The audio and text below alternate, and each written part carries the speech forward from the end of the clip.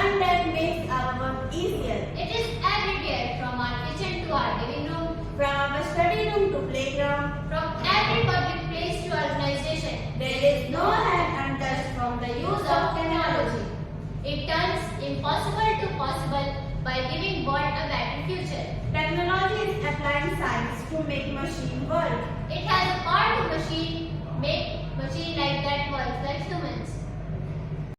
It is not simple as to explain. So here we are connecting you to our trainers who are here to explain some fields of technology which are many blessings for every human. National Technology Day in India is celebrated on 11th May to commemorate the first nuclear test at Pokhran in 1998. It is celebrated all across India.